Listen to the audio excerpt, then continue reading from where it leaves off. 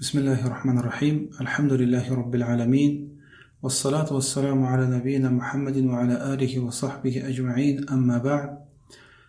Сабағымызды Ахли Сунна Жамаа кітабынан жалғастырамыз. Келген тақырыбымыз кітаптарға иман келтіру. Кітаптарға дегенде, яғни Алланың түсірген кітаптарына. Кітаптарға иман келтіру жалпы ол иманның бір тірегіне кіреді. Иманның 6 тірегі бар.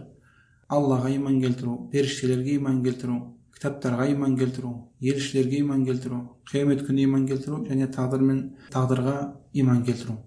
Сол 6 тіректің біреуіне кіреді кітаптарға иман келтіру. Кітаптарға иман келтіру ол мұсылманның мойнындағы міндеті. Олсыз адам мұсылман болмайды. Алла Тағала Құранда айтқандай: «Я юхаллазина аману», ей иман келтіргендер, амину биллахи ва расулихи дейді. Аллаға және оның елшісіне иман келтіріңдер дейді. Уәл китабиллази наззала аля расулихи, және елшісіне түскен кітапқа иман келтіріңдер дейді, яғни Құранға.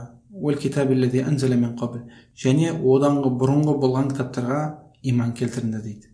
Сондықтан мұсылманның ақидасы, иманның ол тірегі кітаптарға иман келтіру. Кітапқа иман келтірудің аз мөлшері, ең мұсылман біліп иман келтіру керек болған нәрсені біз оны өттік. Ол аз дегенде Алла Тағала қалаған елшілеріне, адамдар өз арасына тартысқан мәселелерге үкім ету үшін кітаптар түсірді. Және олардың барлығы Құранмен үкімі жойылған, Құранмен мансух болды деген нәрсеге иман келтіру керек. Аз дегенде мұсылман соны біліп, соған иман келтіру керек. Ал талқылама, иман келтіру бұл кітапта келген, тағы да қосымша қазір айтылады иншалла. Бұл кітаптың ішінде кітаптарға иман келтіру ондай талқылама түрде келген жоқ, бағандай өте көп терең келген жоқ. Неге десең, ондай өйткені кітап мәселесінде адасқандар ондай көп болған жоқ. Сол себептен ондай қатты ихтилаф болмағандықтан бұл тақырыпта маңызды нәрселер айтылды, терең кірген жоқ. Автор айтады, кітаптарға иман келтіру, олар дейді, олар кімдер? Яғни Ахли Сунна. Ахли Сунна, олар Алла Тағаланың қалаған елшілеріне әділдікпен шындықтан құралған кітаптар түсіргеніне иман келтіреді дейді. Яғни Ахли Сунна Алладан түскен кітаптарға иман келтіреді. Сондықтан талқылама ашықтау айтатын болсақ, кітаптарға иман келтіру өзіне бір нәрселерді қамтиды. Біріншісі, Алладан түскеніне иман келтіру керек. Алладан түскеніне иман келтіру керек. Яғни оны пайғамбарлар өзі ойдан шығарған жоқ. Бұл кітаптың барлығы да, қандай кітаптарды білеміз, әлде білмейтін барлығы Алладан түскеніне иман келтіру керек. Ең біріншісі. Және бұл кітаптардың есімдерін білетін, білмейтін барлығына біз иман келтіреміз. Білетіндеріміз бар және білмейтіндеріміз бар. Яғни Алла Тағала барлық елшілерге кітап түсірген. Кітаптары әртүрлі болды олардың. Кейбір елшілердің кітаптары үлкен, мысалы Құран сияқты, Таурат сияқты үлкен кітаптар болды. Ал кейбір елшілердікі аз болды, парақтары болды сондай, мысалы. Өйткені олар өзінің алдында болған елшілердің діндерін жалғастырған. Алдындағы болған елшілердің шариаттары көп өзгермегендіктен оларға кейбір бір аз парақтар, беттер сондай ғана берілді. Ал кейбір пайғамбарларға үлкен ұлы кітаптар берілді, кәдімгі Құран, Таурат сияқты. Сондықтан есін білетін, білмейтініне біз иман келтіреміз. Есімдерін қандай білеміз? Мысалы, Таурат білеміз. Таурат деген ол Мусаға түскен ұлы кітап болды. Яғни Бану Исраилдің ішіндегі ең ұлы кітап Таурат болды. Бүкіл кітаптар болған Бану Исраилдағы осы Тауратқа еретін болған, Таураттың ішімен жүргізетін болған Бану Исраилдің, яғни ең үлкен кітабы. Тіпті Инжилдің де ол үлкен болған. Яғни Инжил сол Таураттың ішіндегі нәрсені күшейтіп, қосқан нәрсесі аз. Бану Исраилдің нағыз маңызды кітаптар болған сол Таурат болды оларда. Сол Тауратты білеміз біз. Және Сухуф Муса деген бар. Сухуф деген парақтар деген бар. Парақтар. Ғалымдарда жалпы ихтилаф бар. Парақтар деген ол Таураттан бөлек кітап па, әлде Таураттың өзі ме? Ғалымдарда ихтилаф бар. Кейбір ғалымдар ол Таураттың өзі дейді. Кейбір ғалымдар ол бөлек, Таураттан да бөлек тағы да бір парақтар деп айтатын ғалымдарда бар. Және біз білетіміз Инжил деген кітапты білеміз. Ол Исаға түскен Инжил деген кітап. Және біз Забурды білеміз. Забур деген «Ва атайна Дауда Забура» дейді Аллах Тағала. Даудқа Забурды бердік дейді. Забур деген Даудқа түскен кітап. Онымен үкім жүргізді Дауд. Және Құранды білеміз. Осы білетіндерге біз иман келтіреміз, ал білмейтіндерге біз жалпылама иман келтіреміз. Барлық елшімен кітап түсті, барлық елшілерде өздерінде бір кітап болды, әлі парақша болды дегенге жалпылама иман келтіреміз. Не қандай кітап ішіне айтылғанын білмесек те. Бірақ Құраннан басқаның барлығы өзгерген жалпы. Өзгерген, әлде ішінен кейбір аяттар алынған, әлде кейбір нәрселер қосылған, әлде бұрмаланған. Сондықтан тек қана өзгермеген ол Құранның өзі ғана. Аллах Тағала Құранда айтқандай: «Инна нахну наззална зикра ва инна лаху лахафизун» дейді. Біз Құранды түсірдік дейді, яғни мен Құранды түсірдім дейді. «Ва инна лаху лахафизун» және мен оны қорғаймын дейді, сақтаймын дейді. Сондықтан Құран ол мүлдем өзгермеген. Ішінен ешқандай бірде-бір аят түскен жоқ. Яғни пайғамбарымыздың кезіндегі түсіріп, оны кейін сахабалар оны кетіріп тастап, ондай нәрсе болған жоқ. Және ішіне қосылмаған, және ішіне ешқандай аят бұрмаламаған. Яғни бұрмаламағанда дегенде мағынасы, бұрмалаушылар қазір бар ғой, бірақ міндетті түрде ақиқатты ұсынатын бір топ болады. Яғни бағанадай жоқ. Бүкіл үммет бір аяттың мағынасын сахабалар түсінгеннен басқаша өзгертіп, қазір соны шын ақиқат мағынасын білмей қалған деген аят жоқ. Бұрмалаушылар көп болса да, бұрмаласа да, бірақ міндетті түрде бір бұрмаламайтын, тіке түсінетін топ болады. Сондықтан Аллах Тағала Құранды сақтайды. Бүкіл өзгеруден, қосылудан, азаюдан, бұрмалаудан Аллах Тағала сақтайды. Ал Таурат, Инжилдерді Аллах Тағала сақтаймын деген жоқ. Басқа кітаптарды Аллах Тағала өзіне кепіл қылмай, өзін адамдарына кепіл қылды, адамдарға тапсырды. Аллах Тағала Құранда айтқанда: «Инна анзалнат таурата фиха худа ва нур» дейді. Аллах Тағала: мен Тауратты түсірдім дейді, оның ішінде тура жол бар дейді, оның ішінде нұр бар дейді. «Яхкуму бихан набиюна аллазина асламу лиллазина хаду» дейді. Ол Тауратпен дейді бойсынған пайғамбарлар дейді, яһуди болған халыққа үкім шығарады дейді, үкіммен жүргізеді дейді. Сол Тауратпен яһуди болған халықтарға үкім жүргізеді дейді. «Уар-раббаниюна вал-ахбару бима стухфизу мин китабилла» дейді. Және сол кітаппен, Таурат кітаппен, раббани ұлы ғалымдар, уал-ахбар ғалымдар, бима стухфизу мин китабилла, сол Алланың кітабын қорғаймыз деп, сақтаймыз деп кепіл алғандар дейді, үкім жүргізеді дейді. Сондықтан Аллах Тағала басқа Таурат, Инжилдерді өзін адамдарына кепіл қылған. Яғни Алла Тағала олардың мойнына міндеттеп қойған сақтауды, бірақ өзіне мойын алмаған. Ал Құранды Аллах Тағала өзі айтып тұр: «Инна нахну наззална зикра» дейді. Мен Құранды түсірдім дейді, зікірді түсірдім дейді, Құранды. «Ва инна лаху лахафизун» дейді. Мен өзім оны қорғаймын дейді, кепілге аламын өзіме дейді. Ал Аллах Тағала бір нәрсені кепілге алатын болса, оны ешкім өзгерте алмайды. Сондықтан пайғамбарымыздың заманынан бастап бүгінгі күнге дейін Құран бір ешқандай әріп өзгерген жоқ ішінде. Бір ешқандай әрібі де, ешқандай мағынасы да осы күнге дейін өзгермеген. Өйткені Аллах Тағала өзіне кепіл алғасын. Және кітапқа иман келтіру үшін ішіндегі барлығы, кітаптардың ішіндегі шындық пен әділдік деп иман келтіру. Яғни ішіндегі нәрсеге сену, ішіндегі бәрі шындық, әділдік, жамандыққа шақырмайды, тек қана шындыққа шақырады, өтірік жоқ деген нәрсеге сену керек мұсылман. Және төртіншіден, кітаптарға иман келтіру Алланың сөздері екеніне иман келтіру керек. Яғни кітаптарға иман келтіру үшін бұл кітаптар Алланың сөздері деп иман келтіру керек. Бұл пайғамбарлар өзі ойдан шығарған емес, пайғамбарлар өздерін пайғамбарлардың сөзі емес, жоқ. Бұл кітаптардың ішіндегі, Таураттың ішіндегі, Забур, Инжил, Құранның ішіндегі барлығы Алланың сөзі деп иман келтіру керек. Және бесіншіден, ішіндегі нәрселер, кітаптар, Забур, Таурат, Инжил, Құран бәрінің ішінен бір-біріне қарама-қайшы келмейтініне иман келтіру керек. Өзгерместен бұрын әрине. Осы кітаптардың барлығы ішінде бір-біріне қарама-қайшы келмейді. Яғни, мысалы Аллах Тағала жерді осындай күнде жараттым дейтін болса, басқа бір кітапта жерді керісінше мынандай күнде жараттым деп Аллах Тағала келмейді ондай. Яғни бәрі бір-бірін растайды, бір-біріне қарама-қайшы келмейді деген сенімде болу керек мұсылман. Және иман келтіру үшін сол кітаптарға жүгіну керек мұсылман. Яғни мұсылмандар әрине Құранға, Таурат, Инжилдерге емес, мұсылмандар Құранға жүгіну керек. Егерде адам баласы Құранға жүгінбейтін болса, Құраннан бөлек бір бақыт бар, басқа бір кітаптан бір ақиқат табуға болады деген сенімде болатын болса, онда ол кісі мұсылман болмайды. Адам иманды болу үшін кітапқа, Құранға жүгіну керек. Яғни үкім шығару мәселесінде кітапқа жүгіну керек. Ал біздің заманымызда Құраннан басқа өзгермеген нәрсе жоқ. Сондықтан барлық адамзат Құранға жүгіну керек, Аллахтың кітабына иман келтіру үшін. Және кітапқа иман келтіру үшін мансух болмаған нәрсеге амал жасау керек. Және келесі, Құран осы бүкіл кітаптың барлығын мансух қылды деген сенім болу керек. Құран бүкіл кітаптарды, Тауратты, Инжилді, Забурды, тағы да басқа елшілердің кітаптарын Құран барлығын мансух қылды.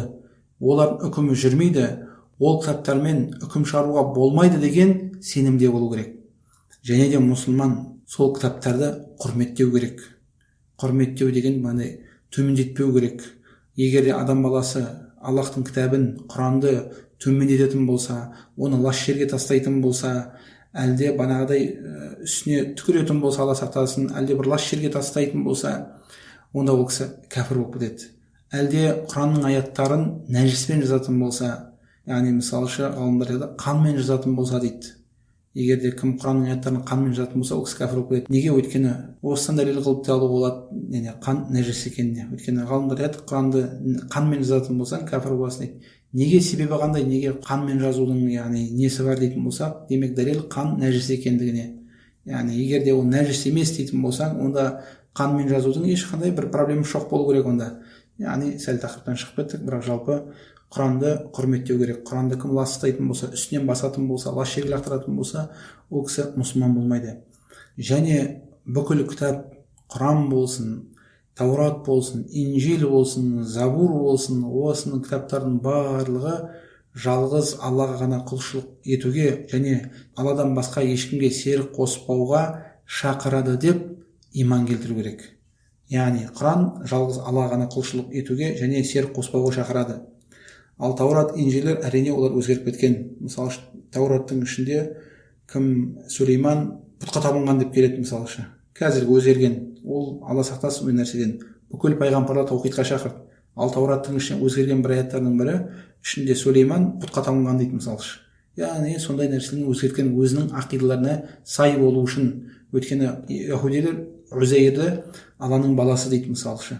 Сондықтан олар соған табынады, яғни илах дейді деген сияқты.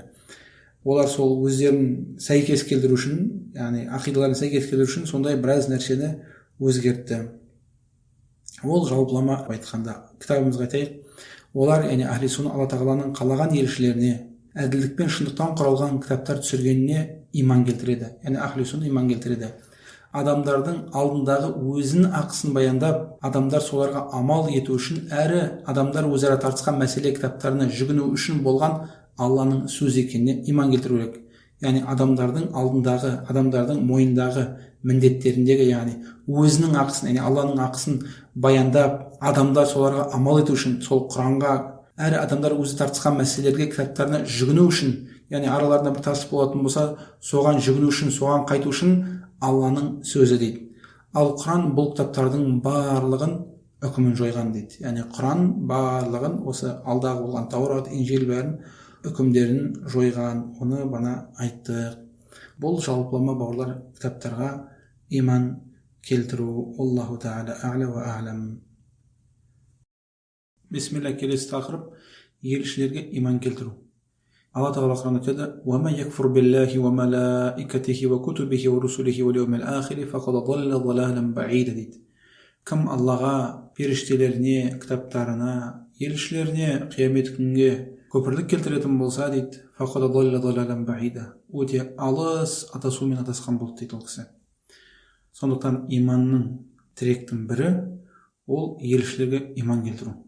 Елшілерге дегенде бұл жерде елшілерге және пайғамбарларға да иман келтіру. Енді аз деген біз оны өттік. Аз дегенде адам баласы біліп иман келтіру керек дегенде оны алдыңғы сабақтарда айтқан едік. Ол Алла тағала адамзатқа Аллаға ғана құлшылық қылуға шақыратын елшілер жіберді. Олардың соңы пайғамбарымыз Мұхаммад саллаллаху алейхи уассалам. Бұл, яғни аз дегенде адам баласы біліп соған иман келтіру керек. Адамның сенімінде аз дегенде осы нәрсе болу керек. Елшілерге иман келтіру үшін. Бұл аз дегенде. Ал талқылама ашықтап келетін болсақ, талқылама айтатын болсақ, жалпы біріншіден ахли сунна вал жамаа ақидасы бойынша елшілік әлде пайғамбарлық ол Алланың таңдауы ғана. Яғни ахли сунна вал жамаа ақидасы бойынша ешбір адам өзі бір сондай құлшылық істеп, әлде бір сондай дінге қатты берілгеннен елшілік дәрежесіне өзі жете алмайды. Адам баласы басқа салада бір дәрежеге жету мүмкін, ғалым болуы мүмкін, раббани болуы мүмкін, бір үлкен спорттың бір чемпионы болуы мүмкін, бір өзі бір нәрсеге жету мүмкін терлесе, бірақ елшілік пен пайғамбарлыққа емес. Ондай жоқ бір кісі, мен осыны істеймін, түбі пайғамбар боламын. Ондай жоқ. Адам алейхиссаламнан бастап қиямет күнге дейін ешбір адам құлшылықпен, әлде қалай болсын Аллахқа жақындаумен пайғамбарлық дәрежесіне жете алмайды. Пайғамбарлық ол тек қана Алланың таңдауы болды. Басқа нәрсе жоқ. Яғни Алла тағала тек таңдап алады болды. Алла тағала айтқандай, Аллаху ястафи минал малаикати русулан уа минан нас дейді. Алла тағала періштелерден және адамдардан өзіне елші таңдап алады дейді. Сондықтан елші таңдап алу, бір ерекше қылып бір кісіні таңдап алу, ол тек қана Аллахтың таңдауы болды. Басқа бір кісі өзі не істесе де ол дәрежеге жете алмайды. Алла тағала өзі сол елшілікке лайықты болған кісіні біліп, соны таңдап алады. Алла тағала айтқандай, Аллаху а'ламу хайсу яджалу рисалатаху дейді. Алла тағала елшілікті қай жерге қоятын, кімге қоятын жақсырақ біледі дейді.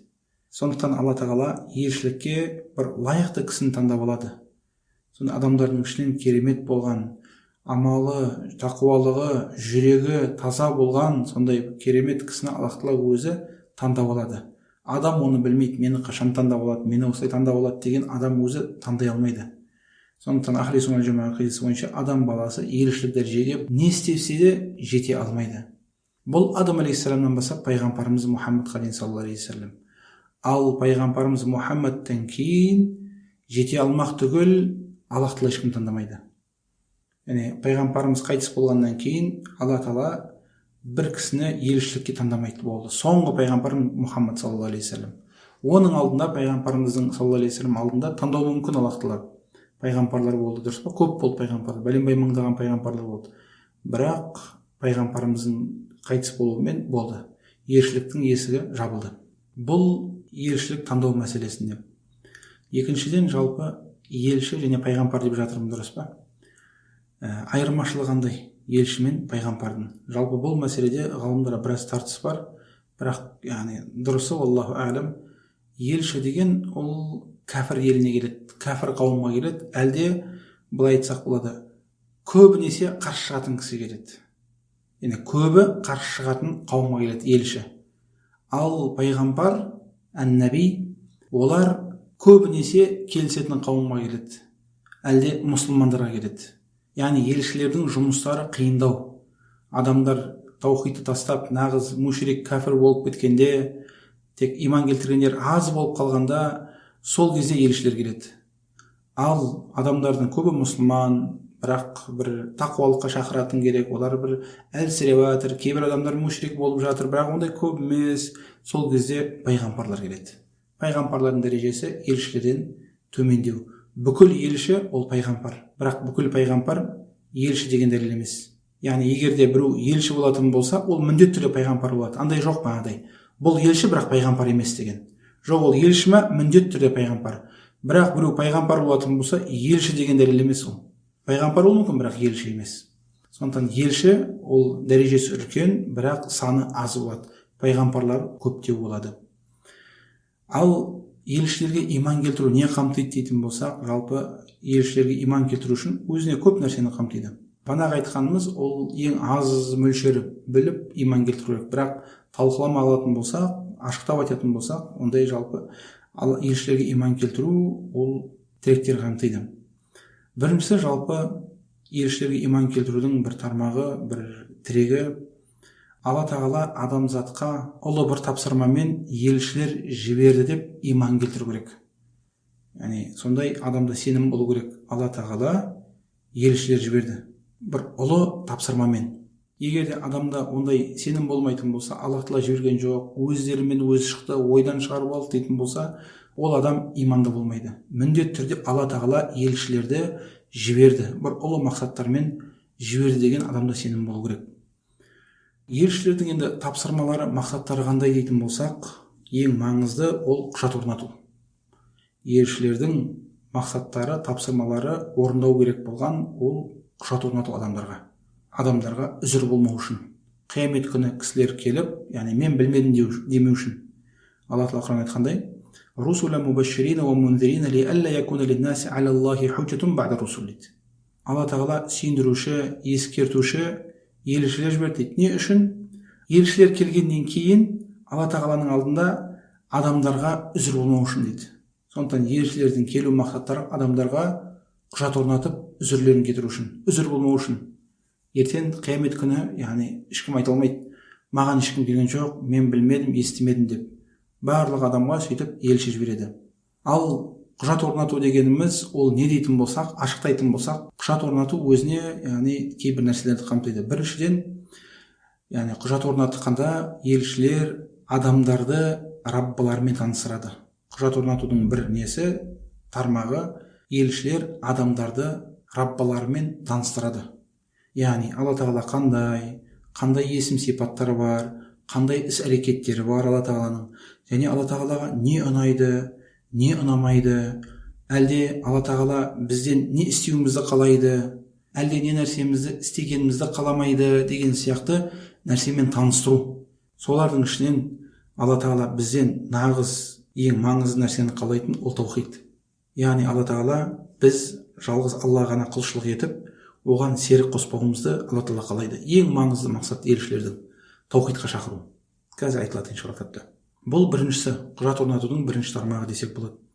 Екінші, елшілердің құжат орнатудағы жұмыстары адамдарға құлшылық қылатын жолды көрсету. Біріншісі, Аллахпен таныстырады. Құлшылық қылу керек дейді. Жалғыз Аллахқа жалбарыну керек дейді. Жалғыз Аллахтан сұрау керек, жалғыз Аллаға ғана құлшылық қылу керек дейді. Қалай бірақ қыламыз? Ғибадаттарды үйрету керек. Сол үшін бұл екінші мақсаттары. Құжат орнатудың екінші мақсаттары бұл жерде елшілердің адамдарға құлшылық жолын үйрету. Яғни қалай құлшылық қылады, қалай Аллахқа жақындайды, қандай құлшылық Аллахқа ұнайды, қандай құлшылық Аллахқа ұнамайды деген. Ал үшіншісі жаза мен сый марапатты жеткізу адамдарға. Яғни кім жақсы амал істеген болса, қандай сыйы бар, әлде кім жаман амал істеген болса, оның қандай жазасы бар екенін жеткізу адамдарға. Бұл елшілердің мақсаттары. Яғни елшілердің бұл құжат орнатудағы мақсаттары. Осымен біріншісі бітті десек болады. Яғни елшілерге Алла тағала елшілерді бір ұлы мақсатпен жіберді. Ұлы мақсат деген олар құжат орнату, құжат орнатудың үш тармағын өттік. Екінші, елшілерге иман келтірудегі білетіміз, иман келтіретіміз, біз елшілерге иман келтіреміз, есімдерін білетініне, білмейтініне де. Елшілерге біз есімдерін білсек те, білмесек те иман келтіреміз. Есімдерін білетініне, есімін біліп иман келтіреміз, ал білмейтін қаншама тағы да елшілер бар. Оларға да біз жалпылама иман келтіреміз. Алла тағала Құран айтқандай: "Уалақад арсална русулан мин қаблика минхум ман қасасна алейка ва минхум ман лам нақсусхум алейк" дейді. Алла тағала пайғамбарымызға айтады, саллаллаху алейхи уассалам, сенен бұрын дейді, елшілер жібердім дейді. Олардың ішінен дейді, сол елшілердің кейбіреулерін саған аттарын, есімдерін айттым дейді, ал кейбіреулерін есімдерін айтпадым дейді. Пайғамбарымыздың өзінде бүкіл пайғамбар елшілерді білмеген. Яғни кейбіреулерін білген, бірақ кейбіреулерін білмеген. Өйткені Алла тағала барлығын айтқан жоқ. Кейбіреулерін айтты, кейбіреулерін бізге айтпады. Сондықтан біз білсек те, білмесек те жалпылама иман келтіреміз. Ал қандай есімдер дейтін болсақ, жалпы Құранда елшілер нешеу дейтін болсақ, Құранда нешеу елші пайғамбарлар? Құранда 25 келді. 25 елші пайғамбар, яғни көбі білетін. Егер де Узайр пайғамбар болатын болса, онда 26 болады. Узайр мәселесінде ихтилаф бар ғалымдар. Ол пайғамбар болды ма, әлде салиқалы адам болды ма дейді. Егер пайғамбар дейтін болсақ, онда 26 болады, ал жоқ салиқалы адам болды дейтін болсақ, онда ол 25 болады. Бұл Құранда келген. Және хадистерде келгенде де бар, мысалшы, Юша ибн Нун деген пайғамбар болды дейді, мысалшы. Хадир деген пайғамбар болды. Хадирдің өзінде ихтилаф бар. Кейбіреулер оған салиқалы кісі дейді, кейбіреулер оны пайғамбар дейді. Дұрысы, аллаху алем, ол пайғамбар. Шейс дейді, Адам алейхиссалам баласы деген сияқты тағы да сөйтіп сүннетте келген пайғамбарлар. Сол білетіндерді біз біліп иман келтіреміз, ал білмейтіндеріміз бар, мысалшы. Оларға жалпылама біз иман келтіреміз. Тіптен оқиын, елшілерге иман келтіру дейді автор. Олар дейді, яғни ахли сунна, Алла тағаланың адамзатқа сүйіндіруші әрі ескертуші пайғамбарлар жібергеніне толық иман келтіреді дейді. Пайғамбарлар адамдарды Алла ғана құлшылық қылып, тағуттарға көпір келтіруге шақырады дейді. Яғни ең ұлы мақсаттары пайғамбарлардың осы: жалғыз Аллаға құлшылық қылсын адамдар және тағутқа күпірлік келтірсін, сенбесін, жалбарынбасын, табынбасын. Яғни тағут деген Алладан басқа құлшылық қылатын нәрсенің барлығы. Алла тағала Құранда «Уәлақад баъафна фи кулли уммати расула ан иъбудуллаха ва жтанибут тағут». Бүкіл үмметке елші жібердік дейді Аллах тағала. Не үшін, қандай мақсатпен? Ан иъбудуллах, жалғыз Аллахқа құлшылық қылыңдар, Алла тағаланы жалғыздандар, ва жтанибут тағут, және тағуттан аулақ болыңдар, алыс болыңдар. Яғни күпірлік келтіріңдер, сенбеңдер, табынбаңдар дейді. Олар шыншылдар, сенім иелері дейді. Үшінші, елшілерге иман келтірудің тіректерінің бірі ол елшілер шыншыл деп иман келтіру. Яғни олардың бәрі нағыз шыншыл болғанда, бауырлар, шындықтың шыңына жеткендер. Жай шыншыл емес, яғни нағыз шыншылдар олар. Бүкіл нәрсесіне шыншыл деп иман келтіреміз. Бізге жеткізген ақирет турасында барлық нәрсе шын айтады, сенеміз. Және мұғжизаларына сенеміз. Және дүниелік нәрселерінде біз оларға сенеміз. Яғни олар өтірікші болмайды. Бір адамдарға өтірік айтып, әлде банағыдай алдап сөйлеу деген нәрсе болмайды. Олар тіке болады, банағыдай тіке айтады, как она есть айтады. Яғни сондай бұрмалап, өтірік алдап, сондай қылып сөйлемейді елшілер. Яғни олардың сондай бір артықшылығы, олар шыншыл деп иман келтіру. Бүкіл нәрседе кімде-кім елшілер өтірік айтты, өтірік алдайды дейтін болса, ол елшілерге иман келтірген болып есептелмейді. Елшілер бүкіл нәрсесінде шыншыл болып есептеледі. Өйткені жалпы, яғни біліп қойыңдар, өзін пайғамбармын дейтін кісілер не өте шыншыл болады, не өте өтірікші болады. Осы екеуінің біреуі. Яғни мен пайғамбармын деп келетін кісі не нағыз шыншыл кісі болады, шыңына жеткен, не нағыз өтірікші болады, кімнің шыңына жеткен. Орташа кісі пайғамбармын демейді. Не ол нағыз шыншыл кісі болады, пайғамбарлар, шын пайғамбарлар сияқты. Не ол нағыз өтірікші болады, өтірік пайғамбарлар сияқты. Орташа кісі мен пайғамбармын демейді. Тек қана пайғамбармын дейтін шын лайықты, расында ол пайғамбар болған кісі өзін пайғамбармын дейді, біздің пайғамбарымыз Мұхаммед сияқты, және қалған пайғамбарлар сияқты. Әлде нағыз өтірікші кісі өзін пайғамбармын дейді. Нағыз дәджал, өтіріктің шыңына жеткен. Сондықтан пайғамбарлар нағыз шыншыл кісілер болады, шындықтың шыңына жеткен. Бүкіл нәрсесіне сенеміз, ақирет турасында айтсын, дүние мәселесінде айтсын, барлық нәрсесіне сенеміз. Сахабалар сияқты. Осы турасында бір оқиғаны айтып жіберсем, Хузайма ибн Сәбиттің болған оқиғасы, хадис, сахаба радиаллаху анху. Пайғамбарымыз саллаллаху алейхи уассалам бір күні бір бадауи араптан бір түйесін сатып алады. Түйесін сатып алғанда бағандай келісіп, болды, мен алам, бітті, мені қолым бер, болды, менікі, түйе алдым, қазір иншалла үйден барып ақшаны алып шығайын деп үйіне кетіп қалады. Пайғамбарымыз саллаллаху алейхи уассалам үйіне барып ақша алуға кетсе, сол кезде анау түйесін ұстап пайғамбарымызды күтіп отырған кісі жарты жолдан бір кісілер шығып, түйені, не түйе сатасың ба деп бір қымбат бағаны ұсынады сол бадауиға.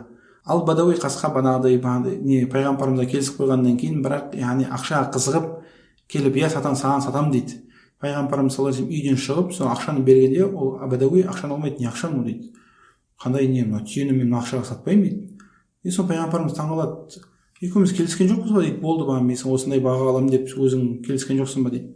Қой, жоқ, мұндай мен саған сатам деген жоқпын. Мен сататын болсам, оны осындай баға сатам деп қымбат бағаны айтып тұр да. Сол кезде пайғамбарымыз, қой, астағфиралла, қалай міне келістік екеуміз осылай, неге өтірік алдап тұрсың дегенде, куәгерлігің бар ма? Куәгерім бар ма? Айтшы дейді онда. Яғни бана бадауи пайғамбарымыздан салған куәгер сұрайды. Енді куәгерім бар ма айтып отырған сөзіңе? Өйткені сен, яғни шағымданушысың, қазір талап етіп тұрсың менен түйені. Ал мен жоққа шығарушымын. Енді сен шағымданушы болатын болсаң, талап етуші болатын болсаң, сенде куәгер болу керек. Сонда пайғамбарымыз саллаллаху алейхи вассалам айналасына қарайды, сахабаларға, ешкім куәгер жоқ. Сол кезде Хузайма ибн Сәбит, я Расулалла дейді, Алланың елшісі, мен куәгермін дейді. Мен бана сіз бадауидан түйені осындай бағаға сатып алғанға мен куәмін дейді.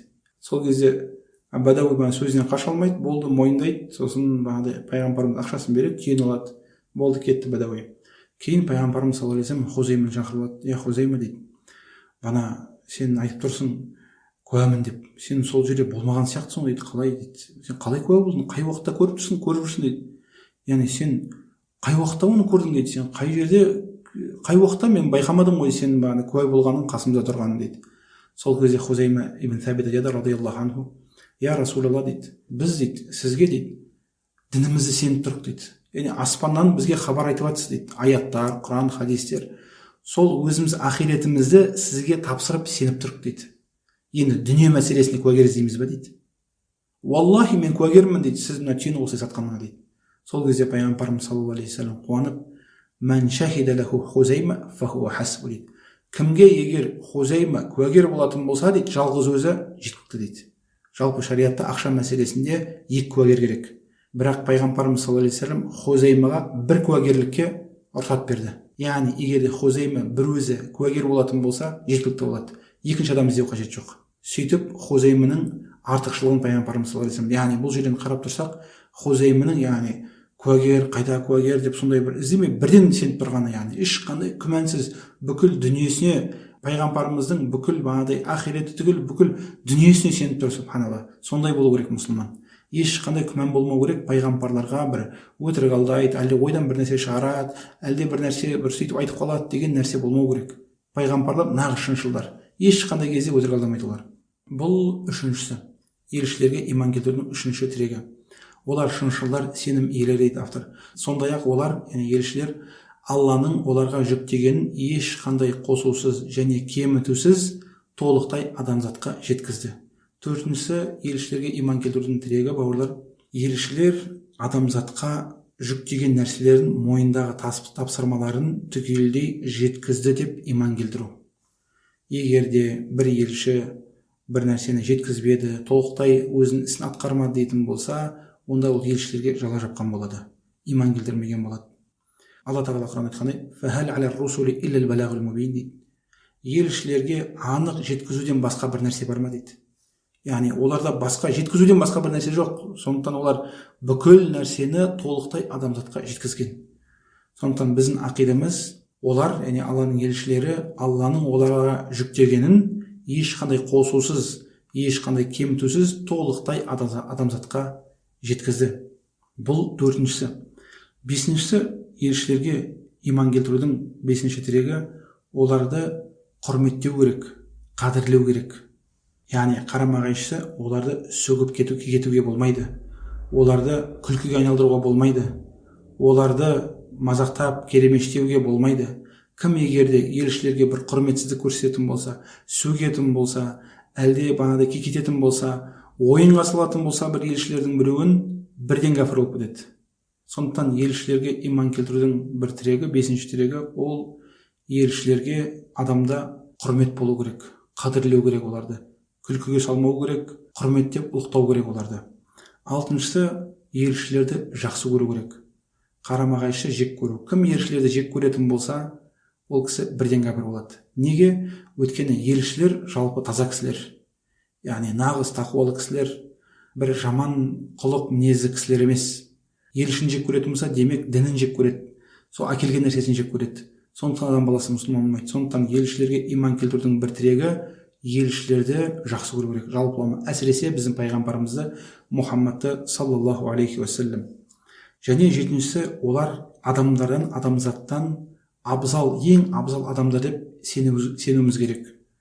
Ал сегізіншісі, олардың дәрежелері әртүрлі деп иман келтіру керекпіз біз. Яғни олар ең абзал кісілер жалпы.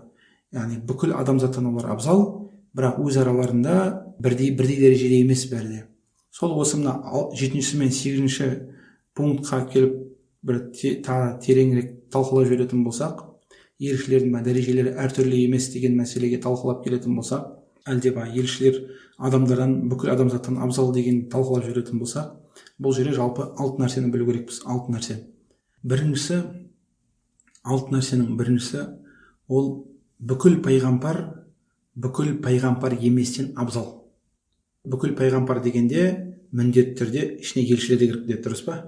Өткен айттым ба, бүкіл елші ол пайғамбар. Ал бүкіл пайғамбар ол елші деген нәрсе шықпайды. Сондықтан пайғамбар дегенде демек елшілер одан да бетер оған кіреді. Сондықтан бірінші айтылатын нәрсе, бүкіл пайғамбар еместен абзал.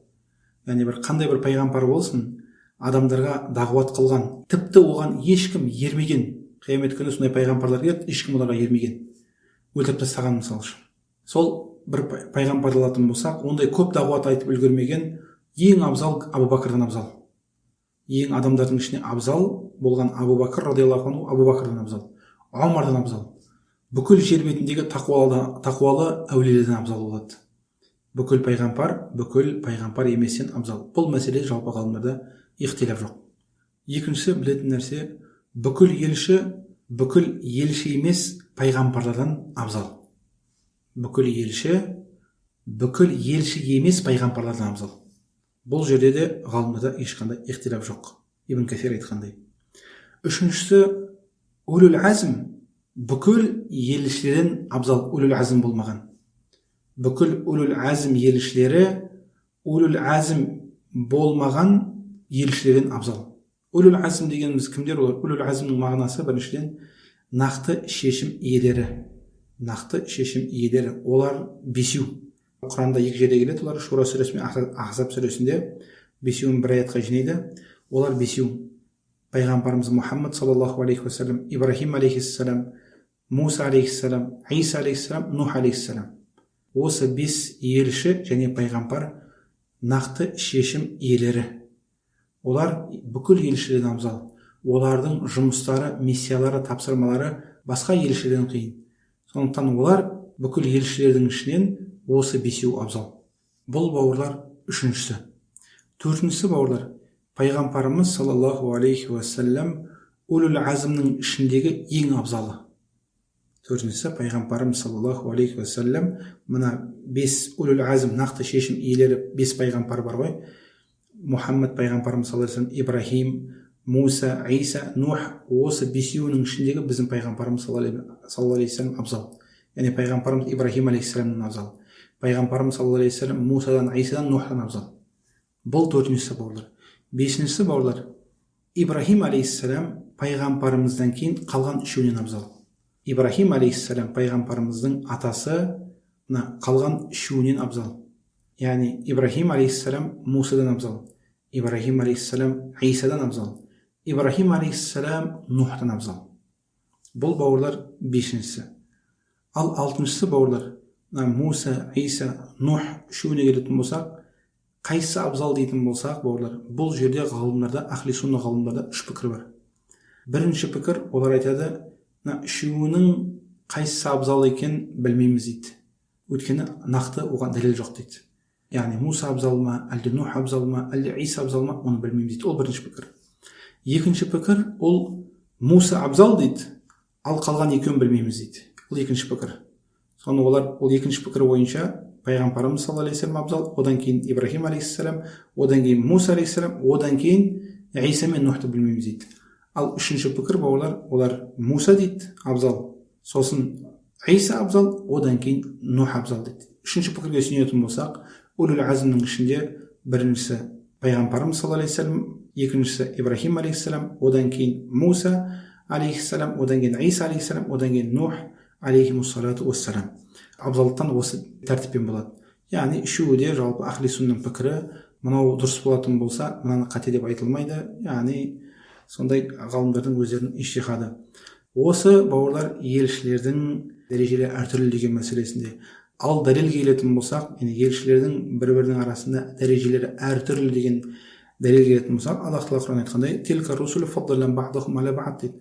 Бұл елшілердің кейбіреулерін бір-бірінің үстінен абзал қылдық дейді. Басқа аятта «Уалақад фаддална баъда набийина аля баъд» дейді. Кейбір пайғамбарларды кейбір пайғамбарлардан абзал қылдым дейді Аллах тағала. Сондықтан яғни пайғамбарлар, елшілердің дәрежесі бірдей емес. Бана жоғарыда айтқандай.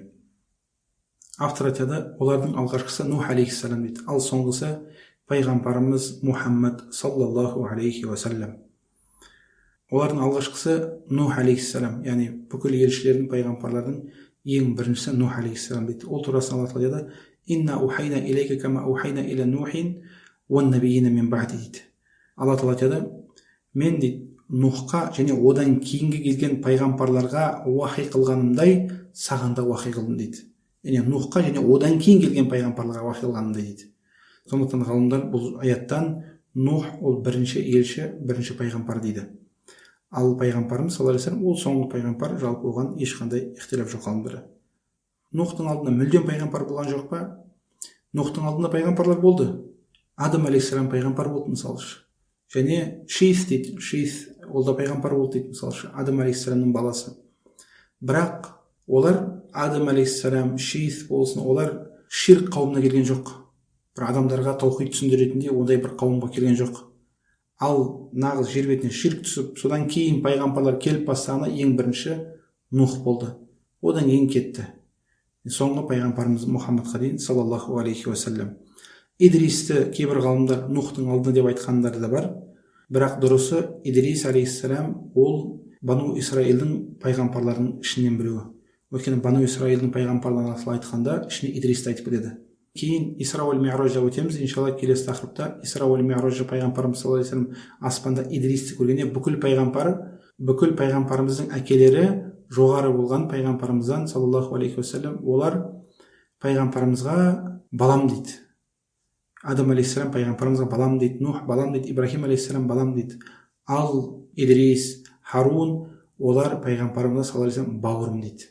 Сондықтан ғалымдар Идрис ол Бану Исраилдің пайғамбар. Бану Исраилдің Яқубтың баласына, Ибрахим алейхиссаламның екі баласы болды, дұрыс па? Исхақ пен Исмаил.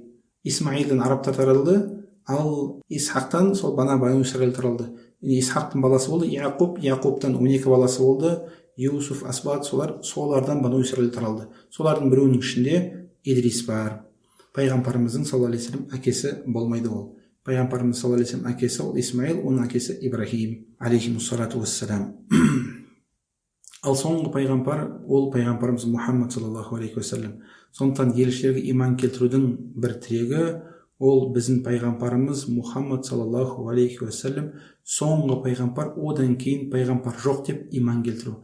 Егер біреудің жүрегінде пайғамбарымыз Мұхаммад саллаллаху алейхи вассаламнан кейін бір пайғамбар болады, болуы мүмкін, әлде болып қалар деген бір күмән болатын болса, бірден діннен шығады дейді ол кісі.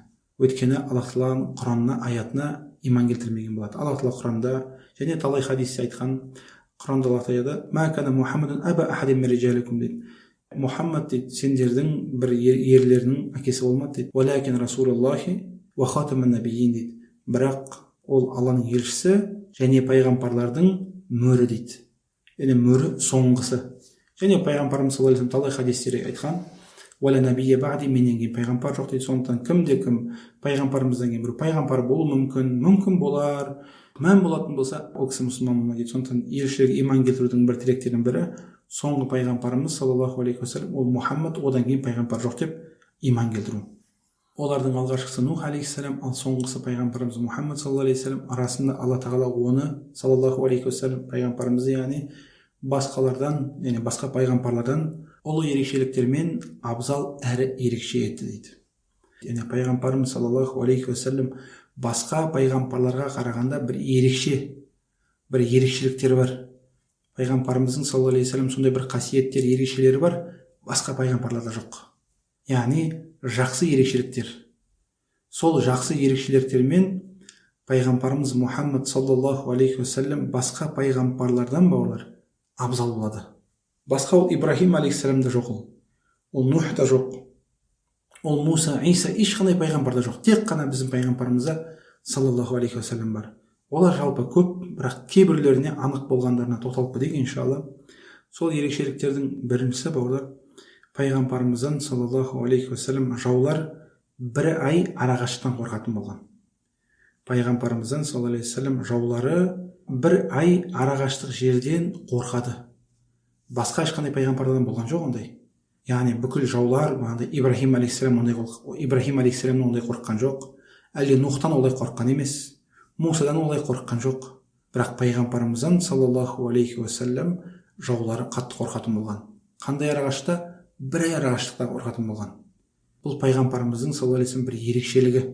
Басқа пайғамбарлардың үмметіне ондай нәрсе берілген жоқ. Біздің пайғамбарымыз саллаллаху алейхи вассалам сол берді. Яғни жаулар пайғамбарымыздан саллаллаху алейхи вассалам қорқады.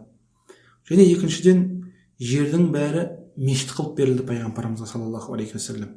Яғни баяғы пайғамбарлар қалаған жерде намаз оқи алмайтын болған.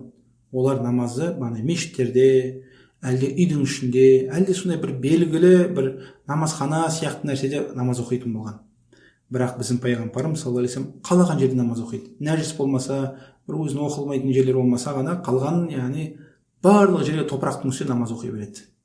Және пайғамбарымыз саллаллаху алейхи вассаламның бір артықшылығы бауырлар, жердің бәрі пайғамбарымызға саллаллаху алейхи вассалам тазартушы болды, тахур болды. Бұрынғы пайғамбарларға ондай болған жоқ. Бұрынғы пайғамбарлар су жоқ болатын болса дәрет ала алмайтын болған. Бірақ пайғамбарымызда саллаллаху алейхи вассалам топырақ тазартушы болды. Яғни біздің үмметте егерде су жоқ болатын болса таяммум соғуға болады. Ал басқа үмметтерде ондай жоқ. Басқа үмметтерде яғни су жоқ болатын болса болды, яғни тахарат ала алмай қалады, тахарат жоқ болады. Бірақ біздің үмметте сондай бір ерекшелік бар. Пайғамбарымыздың саллаллаху алейхи вассалам жердің бәрі тазартушы болды пайғамбарымызға саллаллаху алейхи вассалам. Және төртіншісі, пайғамбарымызға саллаллаху алейхи вассалам олжа халал болды. Трофей, соғыстан кейін қалатын олжа пайғамбарымызға саллаллаху алейхи вассалам халал болды. Бұрынғы пайғамбарларға ол халал болған жоқ. Бұрынғы пайғамбарлар өртеп жіберетін болған, әлде аспаннан от түсіп өртеп жіберетін болған. Бірақ біздің пайғамбарымыз саллаллаху алейхи вассалам үмметіне ол халал болды. Бір шартпен, егерде ол амирдің қолынан өтетін болса, яғни амир оны амирдің алдына жиналады, сосын амир оны өзі бөліп береді. Ал амирға жетпей тұрып алатын болса, ол үлкен күнә болады. Бұл төртіншісі, бауырлар, олжа халал болды бұл үмметке. Және пайғамбарымызға саллаллаху алейхи вассалам шапағат берілді. Ешқандай пайғамбарларға шапағат жоқ. Қиямет күні пайғамбарымыз саллаллаху алейхи вассалам шапағатшы болады. Бүкіл пайғамбарлар өзінің жандарын ойлағанда, біздің пайғамбарымыз Мұхаммад саллаллаху алейхи вассалам Аллахқа барып сәжде қылып, сонда пайғамбарымыз Алла тағала басымды көтеріп шапағат етсе, шапағаны қабыл болады деп, яғни ұзын хадисте келеді. Сондықтан пайғамбарымыздың бір ерекшелігі, артықшылығы басқа пайғамбарларға қарағанда оның шапағаты бар. Және алтыншы пайғамбарымыздың саллаллаху алейхи вассалам артықшылығы, пайғамбарымыз саллаллаху алейхи вассалам бүкіл адамзатқа, жынмен адамзатқа жіберілді. Бірақ басқа пайғамбарлар олай емес. Басқа пайғамбар, елшілер, олар бір қауымға келетін болған. Бір елші мысалы өзінің ауылына келетін болған. Бір елші тек қана өзінің қаласына, бір елші тек қана өзінің еліне болды. Бірақ бүкіл адамзатқа, жер бетінің барлығына ешқандай пайғамбар болған жоқ келген. Және жындарға келген біздің пайғамбарымыз саллаллаху алейхи вассалам. Жындармен адамзатқа пайғамбарымыз саллаллаху алейхи вассалам. Бұл артықшылығы пайғамбарымыздың. Жетіншісі, пайғамбарымыздың саллаллаху алейхи вассалам артықшылығы, абзалдығы басқа пайғамбарларға қарағанда, Алла тағала бүкіл пайғамбардан уәде алды. Егерде Мұхаммад пайғамбар келетін болса, сен тірі кезіңде, онда соның артына ересің, иман келтіресің, соған көмектесесің деп, бүкіл пайғамбарлардан Алла тағала сондай уәде алды. Аллах тағала Құран айтқандай: "Уа из ахазаллаху мисақан набийина лама атайтукум мин китаби ва хикматин сумма жаакум расулун мусаддиқун лима маакум латуминунна бихи ва латансурунна" дейді. Алла тағала бүкіл пайғамбарлардан уәде алды дейді. Кітап бергеннен кейін, оларға хикмет бергеннен кейін, пайғамбарлық бергеннен кейін олардан уәде алды дейді. Егерде елші келетін болса дейді, сендердің қолдарындағыны растайтын дейді, латуминунна бихи, оған иман келтіресіңдер дейді, уәлә тансуруннаху, көмектесесіңдер дейді, яғни ересіңдер соның артына. Қала ақрартум ахазтум аля заликум исри, сендер соны мойындадыңдар ма, және уәдемді мойындарына алды ма? Қалу ақрана, Аллах тағала біз мойындадық дейді, соны келістік, алдық дейді мойнымызға. Қала фашхаду, куә болыңдар дейді Аллах тағала оларға. Уа ана маакум минаш шахидин, және мен де сендермен бірге куәгер боламын деп Аллах тағала бүкіл пайғамбарларға сөйтіп айтқан. Яғни бұл пайғамбарымыздың саллаллаху алейхи уассалам ерекшелігі. Яғни бүкіл пайғамбарға сондай уәде алған Аллах тағала. Сен қазір пайғамбар боласың, саған кітап беріледі, сен пайғамбар боласың. Алда уақытта егер Мұхаммад деген пайғамбар келетін болса, бәрін жасайсың, соның артына ересің дейді. Яғни сөйтіп бүкіл пайғамбарлардан уәде алған. Бұл пайғамбарымыздың саллаллаху алейхи вассалам артықшылығы. Және пайғамбарымыздың тағы да бір артықшылығынан, пайғамбарымызға сондай бір қасиет берілді: аз сөйлеп көп мағына шығарады. Яғни пайғамбарымыздың саллаллаху алейхи вассалам сондай сөздері аз айтады, аз сөйлем айтады, бірақ ішінен талай деген бір мағыналар шығады. Иннамал аъмалу бинният, бүкіл амал ниетке байланысты болады дейді. Бұл сөйлем, бауырлар, фиқтың субханалла бір 70-80 бабына кіреді. Яғни сондай пайғамбарымыздың саллаллаху алейхи вассалам сондай сөздері қасиетті, сондай бір керемет, аз сөйлейді, бірақ мағынасы көп, ішінде көп пайда шығарылады. Ол басқа пайғамбарларға бұл нәрсе берілмеген, тек біздің пайғамбарымызға саллаллаху алейхи вассалам берілді. Хадис келгенде утиту жауамиул калим дейді. Сөздің жиынтығы маған берілді дейді пайғамбарымыз саллаллаху алейхи вассалам. Және пайғамбарымыздың сол артықшылығынан Алла тағала онымен, пайғамбарымызбен саллаллаху алейхи вассалам пайғамбарлық келуді мөрледі. Яғни біздің пайғамбарымыз келуімен болды, бүкіл пайғамбарға есік жабылды. Одан кейін пайғамбар болмайды деп, пайғамбарлықты біздің пайғамбарымызбен, Мұхаммадпен саллаллаху алейхи вассалам Аллах тағала мөрледі. Ол біздің пайғамбарымыздың артықшылығы. Және пайғамбарымыздың тағы артықшылығы, Алла тағала бүкіл пайғамбарға атымен атап сөйледі. я Адам дейді, үскүн анта заужука дейді. Әлде я Дауд инна жағалнака халифатан фил ард. Әлде я Иса ибн Марьям анта култа линнас. Яғни Аллах Тағала бүкіл пайғамбарға атымен айтады. Я Ибрахим, я Нух, я Адам деп. Бірақ Алла Тағала біздің пайғамбарымызды бір ретте атына атап сөйлеген жоқ. Я Мухаммад деп айтқан жоқ. Я айюхар расул дейді, ей елші дейді. Я айюхан наби дейді, ей пайғамбар дейді. Яғни пайғамбарымыздың керемет сипатымен Алла Тағала атады. Егер де біздің адамға былай салатын болсақ, адамдарға, сенің жұмысшыларың болады. Сен барлық жұмысшыны, мысалы атымен атайсың, ей Қайрат, ей кім Ерлан, кім Абдулла, Абдурахман деген сияқты, яғни адамдарды аттарымен атайсың. Бірақ біреуін сен бір керемет сипатымен атайтын болсақ, ей шыншыл, мысалшы, ей аманатшыл, ей уәдесіне тұратын деп сөйтіп шақыратын болсаң, ол бір керемет болады, дұрыс па? Атын атағаннан гөрі. Өйткені ат ол тек қана белгі, шақыру үшін. Ал сипат ол ерекшелік, жақсы сипат болатын болса. Сондықтан, яғни пайғамбарымыздың саллаллаху алейхи вассалам бұл артықшылығы. Және пайғамбарымыздың бір артықшылығы, бұл пайғамбарымыздың үмметі мәжбүрлікпен бір күнә істейтін болса, әлде куфр істейтін болса, ол үшін күнә жазылмайды.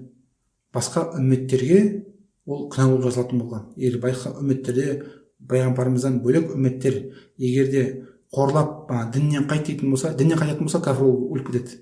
Бірақ біздің пайғамбарымыздың үмметі олай емес. Біздің үмметте егер адамды, мұсылманды кәфірлер діннен қайт деп, пұтқа сәжде қылып, соған мәжбүрлейтін болса, кейін ол күфірді істейтін болса, ол кісі діннен шықпайды. Бірақ басқа үмметтер ондай болған жоқ. Басқа үмметтер шыдау керек болды. Және пайғамбарымыздың саллаллаху алейхи вассалам Алла Тағала алдыңғы және кейінгі болған күнәсін кешіріп қойған. Басқа ешқандай пайғамбардың ондай артықшылығы жоқ. Біздің пайғамбарымыздың саллаллаху алейхи вассалам артықшылығы бүкіл күнәсін кешірген, алдыңғы және кейінгі. Және Алла Тағала пайғамбарымызға, тек қана пайғамбарымызға Маккаға шабуыл жасауға рұқсат берген. Макканы ашуға барғанда, Фатх Макканы жасағанда тек қана пайғамбарымызға саллаллаху алейхи вассалам рұқсат берген. Ешқандай пайғамбарға Макканы барып ашуға рұқсат бермеген. Тек қана біздің пайғамбарымызға берген, саллаллаху алейхи уассалам. Және Исра уәл Миъражға көтерілді біздің пайғамбарымыз саллаллаху алейхи вассалам. Басқа пайғамбарларға ондай бір артықшылық берілмеді.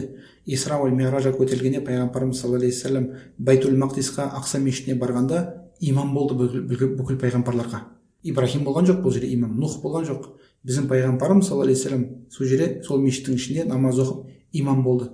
Пайғамбарымыздың артына саллаллаху алейхи вассалам бүкіл пайғамбарлар ұйды. Ол да біздің пайғамбарымыздың саллаллаху алейхи вассалам артықшылығы. Яғни сондай тағы да артықшылықтар өте көп. Кейбір ғалымдар яғни оны бөледі, дүниедегі болған артықшылықтар дейді мысалшы. Және екіншісі қияметтегі болатын артықшылықтар. Дүниедегі бағанағыдай жаулар қорқады, тайымым рұқсат етілді, ал қияметтегі мысалшы шапағат сияқты, жәннатқа бірінші кіреді, басқа пайғамбарлар кірмейді деген сияқты сөйтіп екіге бөледі кейбір ғалымдар. Яғни кейбір ғалымдар үшке бөледі, тағы сондай жалпылама бір қылып бәрін айттым, бірақ мынау бәрі емес. Одан да көп, кейбір ғалымдар 60 келтіреді, кейбір ғалымдар яғни одан да аз келтіреді. Яғни сондай біраз кітаптар жазылған бұл тақырыпта. Сондықтан осының бәрі де біздің пайғамбарымыздың саллаллаху алейхи уассалам артық ерекше адам екеніне сілтейді.